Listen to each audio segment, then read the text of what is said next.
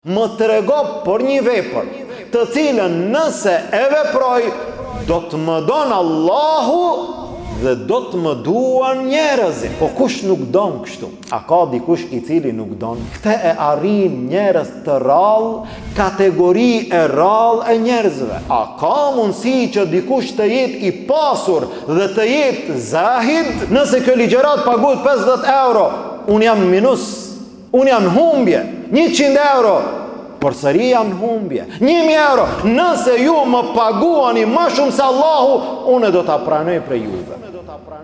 إن الحمد لله نحمده تعالى ونستعينه ونستغفره ونعوذ بالله من شرور أنفسنا ومن سيئات أعمالنا من يهده الله فهو المهتد ومن يضلل فلا هادي له وأشهد أن لا إله إلا الله وحده لا شريك له وأشهد أن محمدًا عبده ورسوله اللهم صل على محمد وعلى آل محمد كما صليت على إبراهيم وعلى آل إبراهيم إنك حميد مجيد اللهم بارك على محمد وعلى آل محمد كما باركت على إبراهيم وعلى آل إبراهيم إنك حميد مجيد Falënderimi takon Allahut subhanahu wa ta'ala, atë falenderojmë dhe vetëm prej tij ndihmë dhe falje kërkojmë. Salavatet dhe selamet tona ja dërgojmë dashurit ton Muhammedit sallallahu alaihi wasallam, familjes tij, shokëve të tij dhe gjithë atyre që e pasojnë rrugën e tij deri në ditën e gjykimit. Vëllezër nderuar, me lejen e Allahut azza wa jall vazhdojmë së bashku në nhijen e fjalëve më të mira, në nhijen e fjalëve më të rëndësishme për jetën e njeriut, në nhijen e fjalëve të njeriut i cili nuk flet nga hamendja, të atij i cili flet me shpallje që i vjen nga Allahu azza wa jall, wa ma yantiqu anil hawa in huwa illa wahyun yuha. Ai nuk flet nga hamendja, ai flet nga shpallja që i vjen prej Allahut azza wa jall. Jemi në hijen e haditheve të Muhammedit sallallahu alaihi wasallam, ku me lejen e Allahut azza wa jall kemi arritur në 2 hadithe, të cilat janë të shkurtëra në rreshta, të shkurtëra në fjalë, mirë po të mëdhaja në kuptimin e tyre.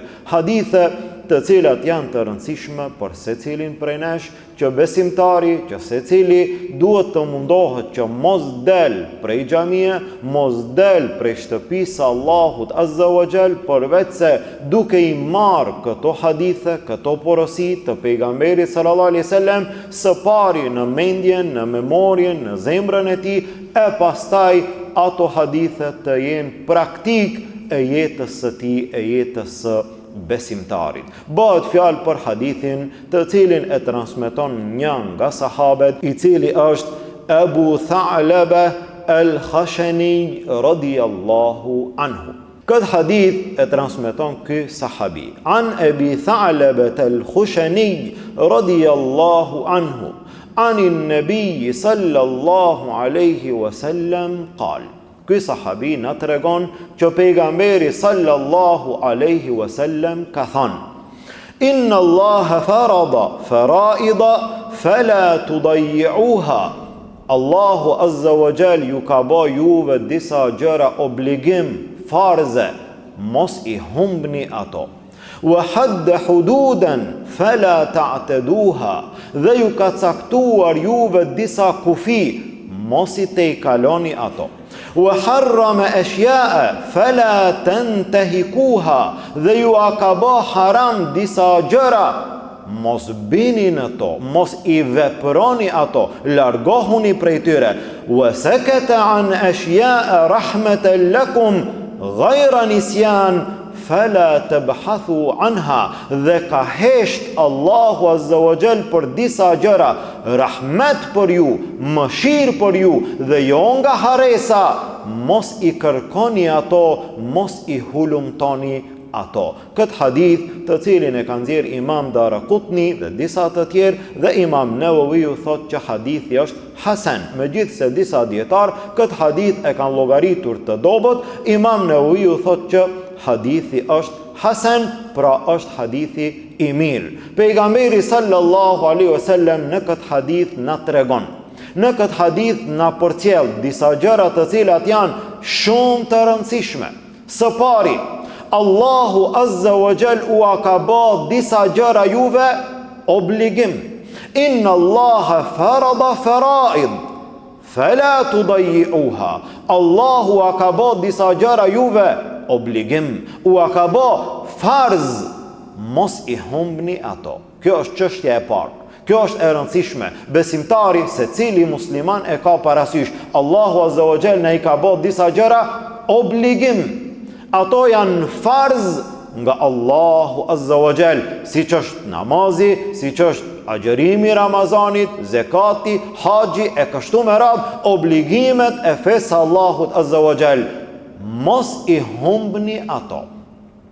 Farzet, obligimet që vijnë nga Allahu azza wa jall, mos i merrni në përkamb, mos i leni anash, mos u aktheni shpinën, mos i humbni ato. Pra besimtari së pari i ka obligimet e tij para vetes nga Allahu azza wa jall. Këtyre së pari ju kushton rëndësi. Pastaj, nëse është mundësia, nëse është vullneti, nëse është dëshira, nëse gjitha ato që i takojnë besimtarit, kalon besimtarin në ibadete nafile, në ibadete vullnetare, dhe sa ma shumë që shtohen ibadetet vullnetare, aq ma shumë njeriu afrohet të Allahu azza wa jall. Mirë, po së pari prej tij kërkohen farzet. Së pari prej tij kërkohet që të realizohen obligimet, realizoj obligimet ndaj Allahut azza wa jall. Kjo është çështja e parë e cila të kërkohet. Pastaj, wa hadda hududan fala ta'taduha. Gjithashtu Allahu ka caktuar kufi. Islami i ka kufit që Allahu azza wa jall i ka caktuar, mos i te i kalo. Ka gjëra më të lehta, ka kufi më të lehtë, ka gjëra më të vogla. Mirë, po kufit kryesor, mos i te i kalo ato. Çka hin në këto kufi? Tilke hudud Allah. Këto janë kufit Allahut azza wa jall. Këtu hin obligimet dhe ndalesat. Këto janë kufit e Allahut azza wa jall. Disa kanë thënë, hin ato gjëra për të cilat ka dënim në sheriatin, në fenë Allahut azza wa jall. Ky është kufiri.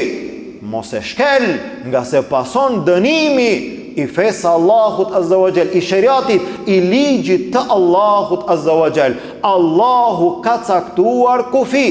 Besimtari duhet të qëndron në ato kufi. Në momentin që e ban një gjunat të madh ndaj Allahut, e ke kaluar kufirin, e ke tepruar, e ke hidhruar Allahun azza wa jall. Mos i kalo kufit. Wa harrama ashya'a fala tantahikuha.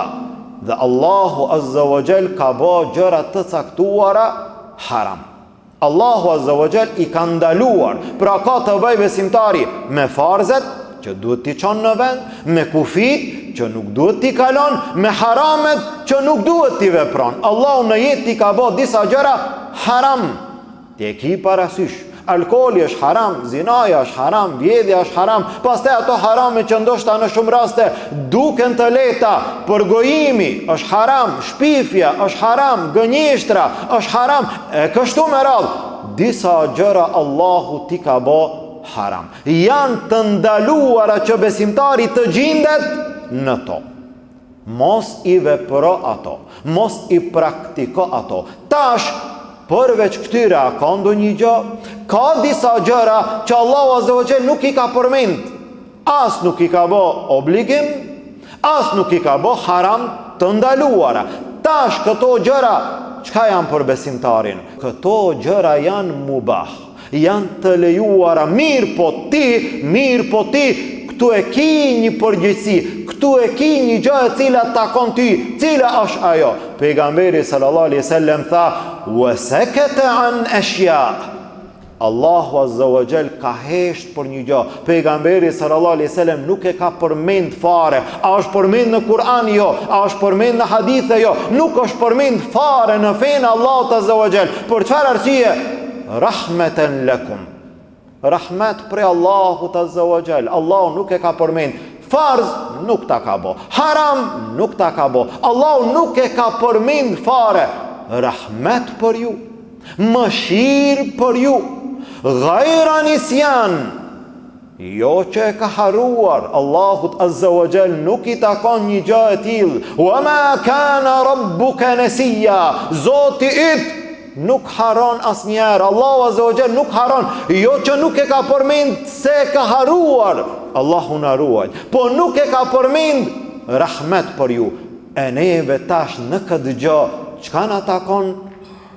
Fela tabhathu anha. Allahu nuk e ka përmend. Pejgamberi sallallahu alaihi wasallam jo. Fela tabhathu anha. Ju tash mos hulumtoni në atë. Mos hulumto shumë përderisa nuk ta ka obliguar, nuk ta ka ndaluar. Mos kërko tash që patjetër me dal dikun që ose do të del obligim ose do të del haram. Jo, mos e hulumto deri në atë shkallë. Dhe ka ndaluar Allahu azza wa jall: la tas'alu an ashya'a in tubda lakum tasu'ukum. Mos bani pyetje për disa gjëra. Allahu azza wa jall I urdhëroi sahabët, I urdhëroi besimtarët, mos bani pyetje për disa gjëra që nëse pastaj ju vjen përgjigje do të ndjeheni rand. Pejgamberi sallallahu alaihi wasallam gjithashtu e keni parasysh, pejgamberi sallallahu alaihi wasallam tha: halakal mutanatti'un, halakal mutanatti'un, halakal mutanatti'un. 3 herë janë shkatruar ata që e kanë tepruar. Për çfarë arsye? Ata të cilët kërkojnë ma shumë se sa që ju takon, hulumtojnë ma shumë se sa që është nevoja, bëjnë pyetje për gjëra që ndoshta nuk duhet të parashtrohet pyetje, mjaftohu me aq. Dhe kështu ndodhi kur sahabiu, kur një njeri bani pyetje pas obligueshmërisë së haxhit, pasi që haxhi është bë obligim, dikush bani pyetje dhe tha: ja Rasul Allah, a për çdo vit? Para mendojeni çfarë pyetje e madhe është kjo. Po nëse të jepet përgjigje e tillë: ja Rasul Allah, a për çdo vit haxhi është bë obligim? Sami'na wa ata'na, dëgjuam dhe respektuam. Haxhi është bë obligim, mirë, po pyetja: a për çdo vit? Derisa tha pejgamberi sallallahu alaihi wasallam: haxhi është obligim një herë në jetë. Mirë, po të kisha thënë po, haxhi është obligim për çdo vit, të kisha thënë po. Me një po të pejgamberit sallallahu alaihi wasallam do ngarkohej gjithë ummeti islam deri në kiamet që haxhin ta bëjnë për çdo vit, dhe ju nuk do të kishit pas mundësi ta realizoni atë. Andaj një pyetje e tillë, në shumë raste disa nga dietarët kanë thënë një gjë e tillë vlen deri kur? Derisa ka qenë duke zbrit shpallja, derisa ka qenë duke u kompletuar ligji i Allahut azza wa jall, obligimet dhe ndalesat, është kompletuar çdo gjë. Ma nuk është problem, nga se një gjë e tillë, pyetjet e tilla ka mundësi të kenë ngarkesa të tjera, mirë, po sheriati është kompletuar. Farzet u kry, haramet u kry, çdo gjë është sqaruar tash. Edhe nëse bëhet pyetje ma nuk ka ndonjë problem se nuk ndryshon asgjë. Disa dietar të tjerë kanë thënë jo, kjo vlen edhe sot. Kjo vlen edhe për ty, në pyetjet të cilat ti I ban dhe ndoshta fundi I tyre për ty nuk ka asnjë lloj dobie. E ban një pyetje, po pas asaj përgjigje, çka përfiton ti? Duhet të përfitosh 2 gjëra. Një, ose përfiton në aspektin e bindjes, e merr përgjigjen dhe ti në këtë mënyrë e beson Allahun, ti në këtë mënyrë I beson pejgamberët, ti në këtë mënyrë e beson ringjalljen, ti në këtë mënyrë dhe ka të bëjë me bindjen, me besimin, me akiden tënde, kjo është në rregull.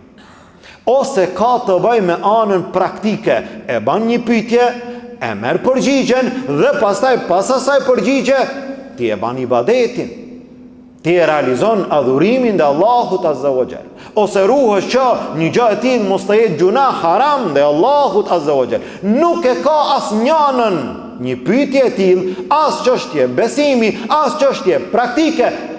Atëherë ajo pyetje, dobia e saj cila është? Pyetjet e tilla besimtari duhet të ketë kujdes dhe mos mundohet që të hulumton atë për të cilën nuk ka nevojë. Mos ta stërhollon fenë Allahut Azza wa Jall më shumë se sa ajo që është e qartë dhe ajo e cila është e zbritur në argumente. Po nëse ndodh kështu, atëherë ka këtë përgjigje. Po nëse ndodh ashtu, atëherë ka këtë përgjigje. Po nëse dhe një gjë e tillë ndoshta nuk ndodh asnjëherë, pyetjet e tilla nuk janë të dobishme, atëherë fala tabhathu anha, mos hulumtoni, mos i kërkoni përgjigjet atyre pyetjeve. Dhe kështu ka mundësi të ndodh, apo ka mundësi që të merret vetëm si shembull gjëra që Allahu Azza wa Jall ose pejgamberi sallallahu alaihi wasallam i ka obliguar, dhe gjëra që i ka ndaluar, dhe gjëra që nuk janë përmend fare. Kanë përmendur dietarët qimet e trupit të njeriut si shembull që një gjë e tillë të jetë sa më e qartë. Qimet e trupit të njeriut. Për disa prej tyre, njeriu është i obliguar që t'i pastron nga trupi i tij. Qimet që janë nën sqetulla, qimet që janë nën organet e tij, e kështu me radhë, njeriu besimtari është i obliguar që t'i pastron. E ka obligim pastrimin e tyre, dhe kjo ka ardhur në argumente. Një pjesë tjetër janë që e ka haram, e ka të ndaluar njeriu t'i largon prej trupit të tij, siç është mjekra te burrat musliman dhe siç janë vetullat te gratë. Gratë e kanë të ndaluar rreptësisht që t'i heqin vetullat. Gratë, mos të flasim për burrat, një gjë e tillë është përmendur për gratë nga se gratë e kanë vepruar, e që ndoshta sot duhet të përmendet edhe për burrat, nëse themi burra, apo për meshkujt, edhe meshkujt e kanë të ndaluar t'i heqin vetullat e tyre. Janë qime që janë të ndaluara të hiqen, të largohen. Pra disa janë obligim, duhet të largohen. Disa janë të ndaluara, nuk guxon të largohen. E disa të tjera nuk janë përmendur as nga obligimi e as nga ndalimi. Këto ku hin? Këto hin në gjërat në të cilat nuk janë përmendur, janë të heshtura në fenë Allahut Azza wa Jall. Çka nën kupton? Nën kupton lejohet një gjë e tillë. Lejohet një gjë e tillë. Disa edhe këte e kanë ndaluar duke i dhënë kahje tjetër, pa hyrë në detaje. Mendojmë dhe më saktë është që kjo nga gjërat e heshtura nuk është përmendur, as e ndaluar, as e obliguar. Mbetet në kategorinë atyre gjërave që janë të lejuara dhe nuk ka ndonjë ndalesë dhe nuk ka ndonjë urdhër. Atëherë besimtari edhe nëse e vepron një gjë të tillë nuk ka gjuna dhe nuk ka përgjegjësi ndaj Allahut Azza wa Jall. Pra ky është hadithi i parë i joni për sonte, hadithin të cilin e transmeton Abu Tha'laba al-Khushani radiyallahu anhu, i cili thot, ka thënë Muhamedi sallallahu alaihi wasallam, Allahu Azza wa Jall ju ka bë juve disa gjëra obligim, realizoni ato, mos i humni ato. Allahu Azza wa Jall ju ka caktuar juve disa kufi, mos i te i kaloni ato. Allahu a ka bë disa gjëra haram të ndaluara, mos i veproni ato. Dhe Allahu ka hesht për disa gjëra, rahmet për ju, jo nga haresa, mos i hulumtoni ato. Ky hadith të cilin e nxjerr Imam Daraqutni dhe hadithi është hasan. Pra ky është hadithi I parë I joni për sonte, për të kaluar gjithashtu në hadithin e dytë, I cili gjithashtu ka vlerë të madhe, rëndësi të madhe, kuptime të mëdha që besimtari duhet të mundohet t'i kushton rëndësi qoftë në aspektin teorik të mbajtjes së mend dhe gjithashtu në aspektin praktik në jetën e tij të përditshme. Bëhet fjalë për hadithin tjetër të cilin e transmeton një sahabi I quajtur Sahl bin Sa'd as-Sa'idi radhiyallahu anhu. Pra transmetohet nga Sahl bin Sa'd as-Sa'idi radhiyallahu anhu I cili thot: Ja'a rajulun ila an-nabi sallallahu alaihi wasallam. Erdhi një njeri te pejgamberi sallallahu alaihi wasallam dhe bani pyetje. Këtyre pyetjeve edhe në hadithet e kaluara, edhe në këtë hadith është shumë me rëndësi që t'i kushtojmë vëmendje. Shikoni pyetjet e sahabeve, edhe në këtë hadith, edhe në hadithe tjera. Shikoni çfarë pyetje kanë bërë sahabet. Dhe në fund ende pa e dëgjuar hadithin, a e kemi parasysh ku synojnë sahabet? E kemi parasysh. Synimi I tyre çdo herë ka qenë më I larti. Dhe ky njeri erdhi dhe bani pyetje, ju drejtua pejgamberi sallallahu alaihi wasallam duke thënë: Ja Rasul Allah, dulleni ala amelin idha amiltuhu ahabbani Allah wa ahabbani an-nas. Subhanallah, më trego për një vepër të cilën nëse e veproj do të më donë Allahu dhe do të më duan njerëzit. Subhanallah. Pejgamberi sallallahu alaihi wasallam tha: izhad fi dunya yuhibbuka Allah. Bëhu zahid, asket në dunja do të don Allahu. Wazhad fima fi aidi an-nas yuhibbuka an-nas.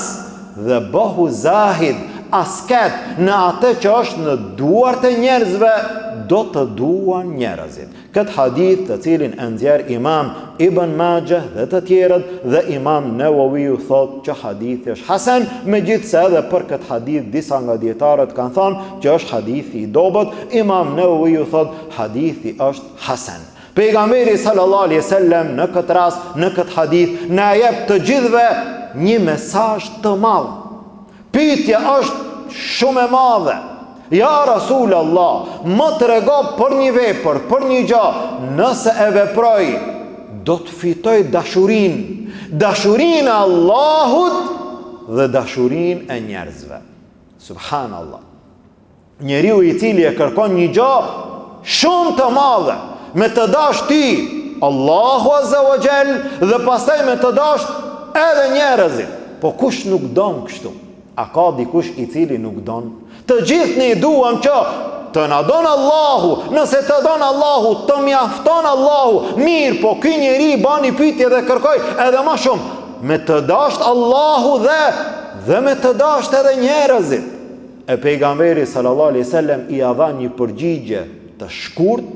Mirë, po kjo përgjigje e shkurt kërkon një jetë të tërë të njeriu dhe në fund pikpyetje: a mund të arrihet? Këte e arrin njerëz të rrallë, kategori e rrallë e njerëzve. Çka kërkohet? Pejgamberi sallallahu alaihi wasallam tha: izhad fi dunya yuhibbuka Allah. Çështja e parë është kjo. A don që ti të don Allahu Azza wa Jall, po bëhu zahid në dunja. Në dunja të jesh zahid, të jesh asket.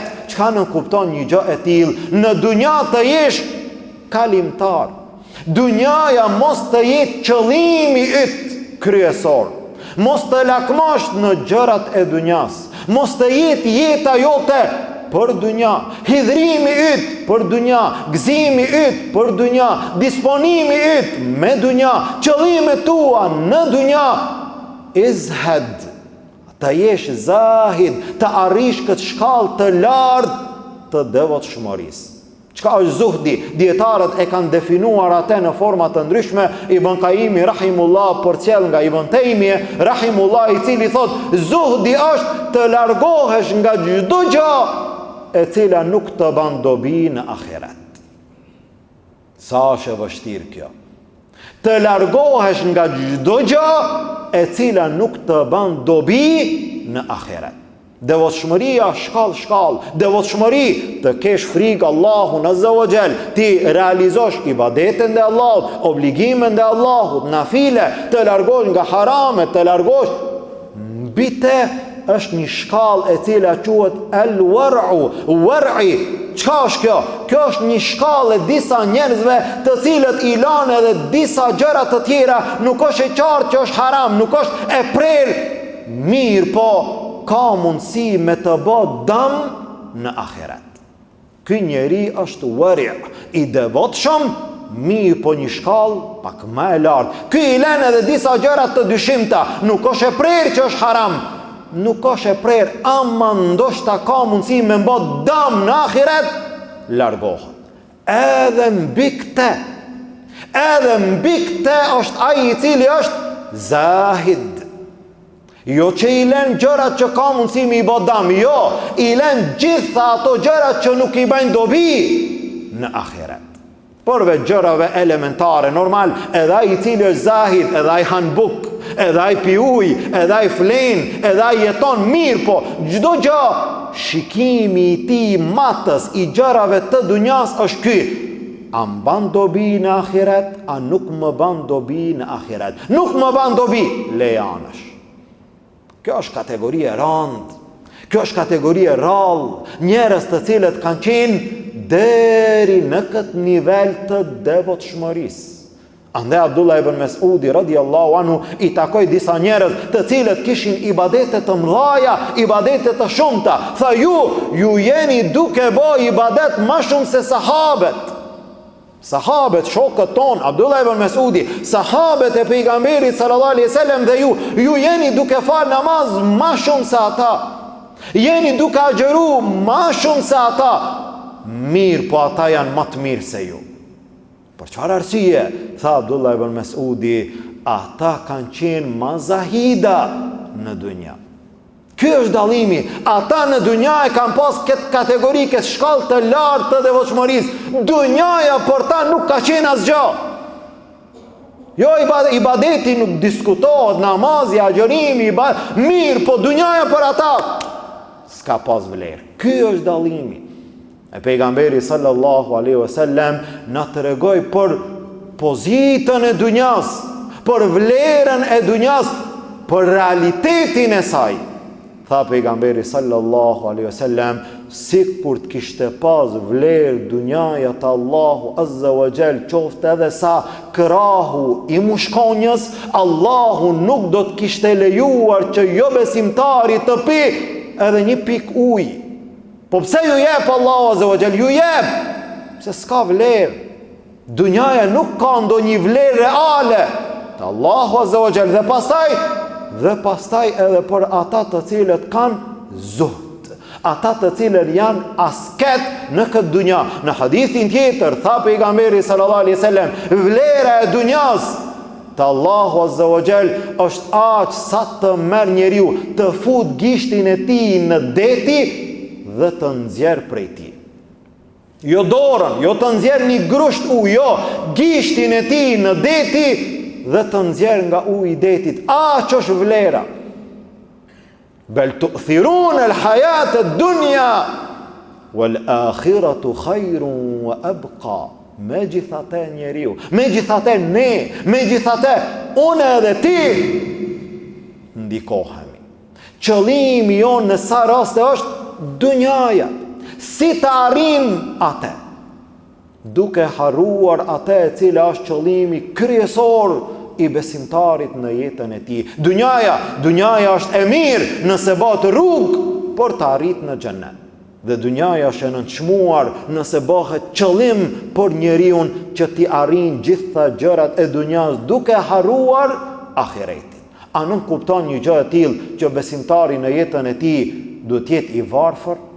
Që besimtari në jetën e tij nuk duhet të ketë dunja asgjë, që besimtari në jetën e tij nuk duhet të mundohet, të angazhohet, të fiton, të punon, të ecë përpara? Jo. Mirë po, qëllimi është që dunjaja, sa do që të ecë njeriu para, mos të haron që nuk është ky qëllimi.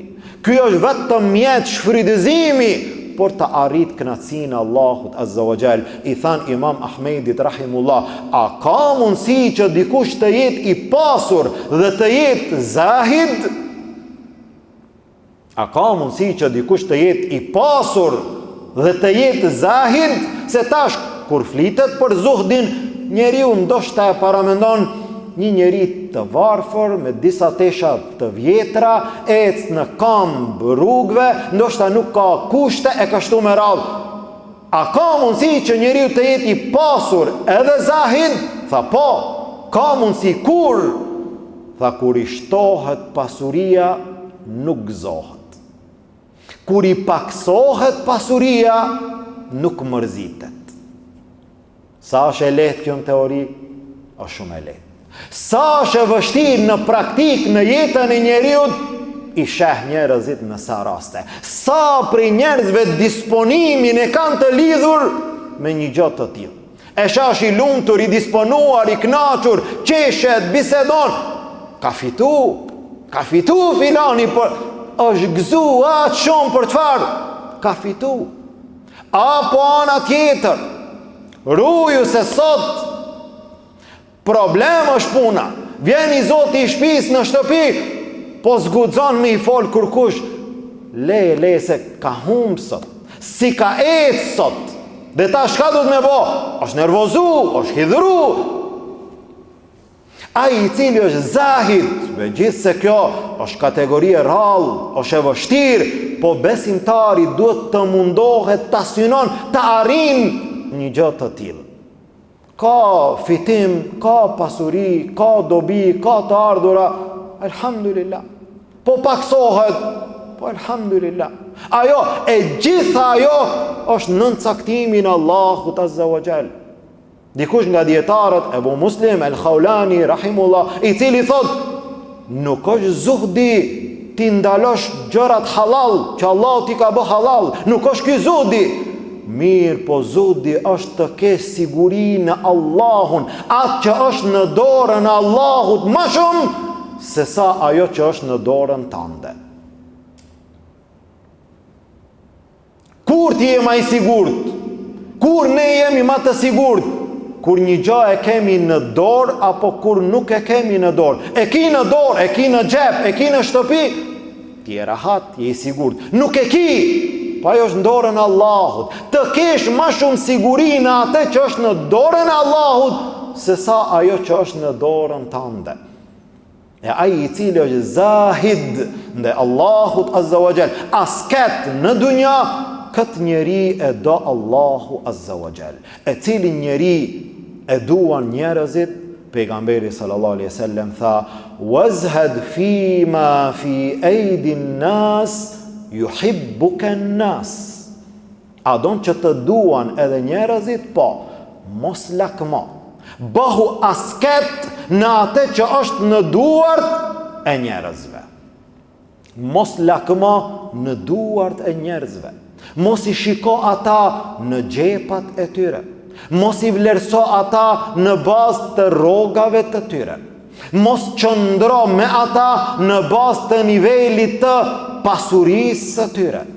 Wazhad fima fi aydin nas, të jesh asket në atë që është në duart e njerëzve. Ka filani dhe tash çka duhet me bë? Që ka filani, tash duhet me përshëndet, duhet me i fol, duhet me respektu, duhet me i buzëqesh. Pse? Se ndoshta ti nesër ki nevojë për filanin, ndoshta të ndihmon ndonjë gjë.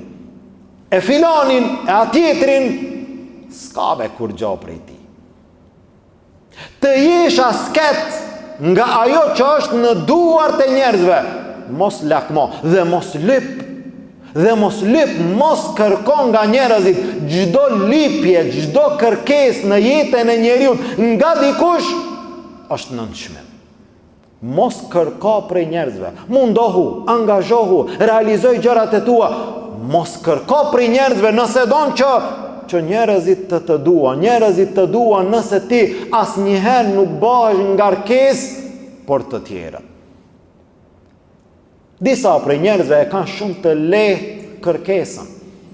E shet që dikush e ka një orë të mirë, apo një misk të thjesht, as ma jep.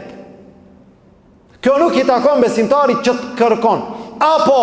Apo disa raste kërkesat janë indirekte. Dhe nuk ta kërkon, nuk thot as ma jep, se pak ndoshta ngushtohet. Ta kisha pas edhe une që kështu njëjtë si ti. Apo fillon dhe ankohet për një gjatë që ndoshta me shpresën do t'ja sjellin, do t'ja japin të tjerët dhe në fund e kanë dhurat, po dhuratën e ka pranuar edhe pejgamberi sallallahu alaihi wasallam. Mirë, po si arritet ti në atë dhurat? Mu ka prish telefoni, s'po ma mban baterin mirë, ballaj nuk po ban mirë, më thira ma s'mujsha me t'u përgjigj se telefoni, dhe duke u ankuar, hajt po bojmë bashkë, po ja blejmë një telefon se. Dhe në fund e kam dhurat. Kjo nuk është dhurat, kjo është kërkes. Mos e kërko prej njerëzve. Mos e kërko prej njerëzve. Nëse don që në mesin e njerëzve të jesh i dashur, kur mos të jesh ngarkes. Dhe kjo, dhe një gjë e tillë, ne kur flasim, së pari na takon neve.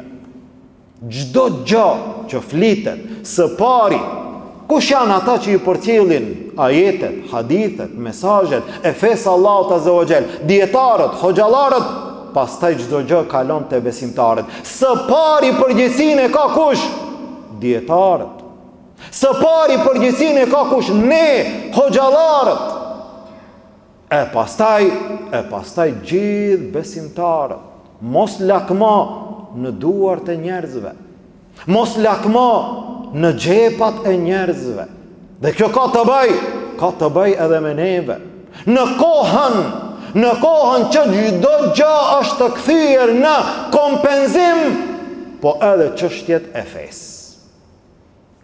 Deri në atë shkallë sa që edhe hoxha si hoxh duhet të ban çdo gjë që i takon atij. Mirë, po për çdo gjë ka kompenzim. E ku është zuhdi? E ku është asketizmi? E ku janë hadithet e pejgamberit sallallahu alaihi wasallam? Nëse mua çdo gjë më kompenzohet, çka do të mbetet tek Allahu azza wa jall? Po unë a kam fal namazin, bojram. E kam bajt ligjëratën, bojram. Në varrim kemi qenë, dhe njeriu mendon se ashtu duhet, ashtu kërkohet, dhe në fund hoxha, bojram. Ku mbeti? Çka mbeti prej shpërblimit të atyre që ne mundohemi t'i veprojmë? Çka mbeti te Allahu azza wa jall? Shpjegimi i fesë paguhet, ibadeti paguhet. Çka do të mbetet tek Allahu azza wa jall? Nëse ne për çdo gjë që kemi dhënë kemi marrë. Dhe kjo nuk na takon neve. Në disa raste ngushtohesh, në disa raste ndjehesh keq kur dikush mendon që është duke të nderuar, është duke të respektuar, dhe një gjë e tillë nuk është në rregull. Dhe në sa raste nuk e di edhe si hoxh si duhet sillesh. Jo. Wazhad fima fi aidi nas. Të jesh zahid nga ajo që është në duart e njerëzve. Po një gjë e tillë nuk bëhet për vetë se për kënaqësinë e Allahut azza wa jall. Nëse dersi, nëse ligjërata, nëse namazi, nëse gjitha këto ibadete nuk bëhen vetëm për Allahun, ma mirë mos bëhen fare. Nëse një gjë e tillë kompenzohet me çfarë? Me dunja. Po ti ma humbe shpërblimin. Ti e duke mbot dam. Nëse kjo ligjërat paguhet 50 euro, unë jam në minus. Unë jam në humbje. 100 euro, përsëri jam në humbje. 1000 euro, përsëri jam në humbje. Për çfarë arsye? Pa pasuria jote është shpërblimi i Allahut.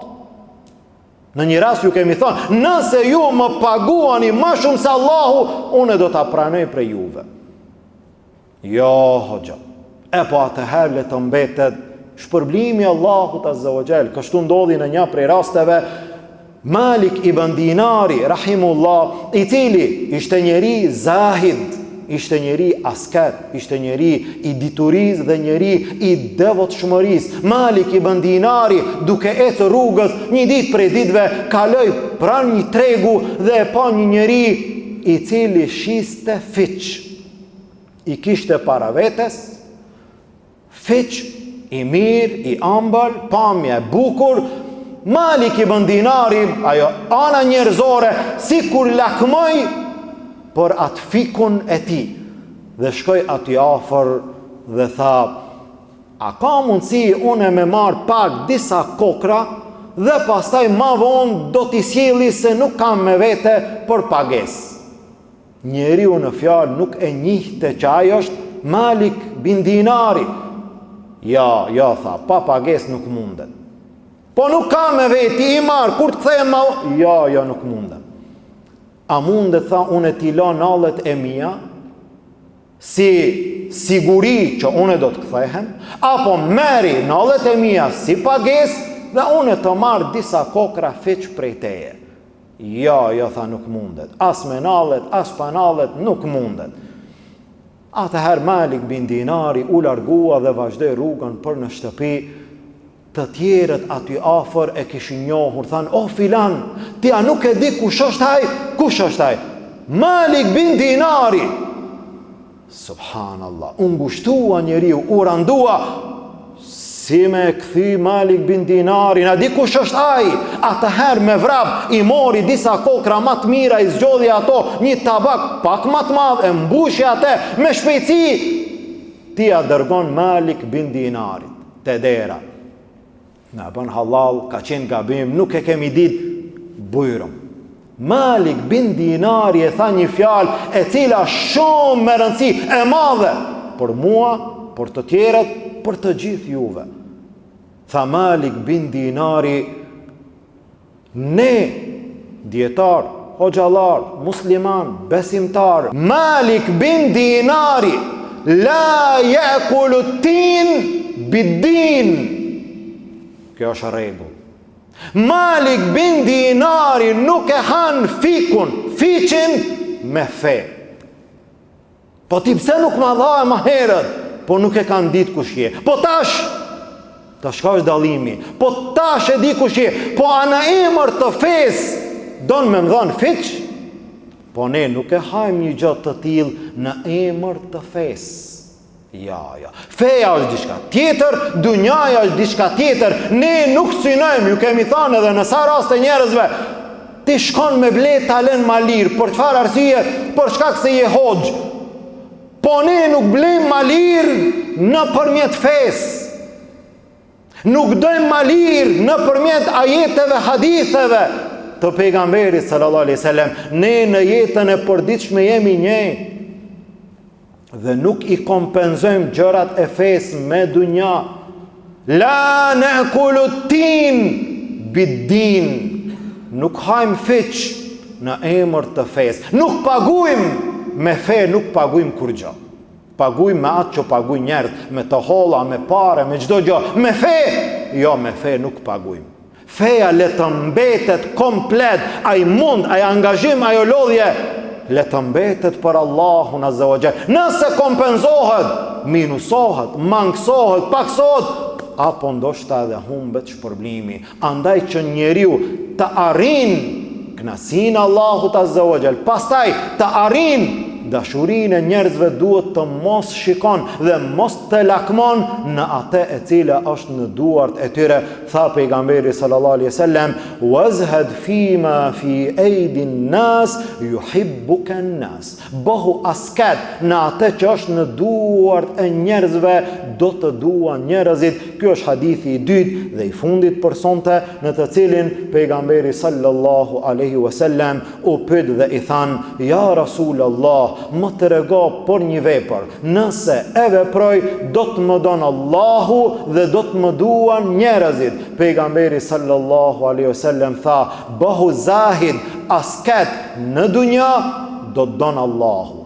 Bëhu zahid, asket në duart e njerëzve, do të duan njerëzit. Ky është hadithi të cilin e nxjerr Imam Ibn Majah rahimullah dhe Imam Nawawi thot që hadithi është hasan. Ne lusim Allahun Azza wa Jall, Allahu të na ban prej atyre që nga fjalët që i dëgjojmë marrim mësim edhe përfitojmë. Lusim Allahun Azza wa Jall, Allahu të na ban prej atyre që i mësojmë fjalët e Muhamedit sallallahu alaihi wasallam, i jetojmë ato, i praktikojmë ato në jetën tonë të përditshme.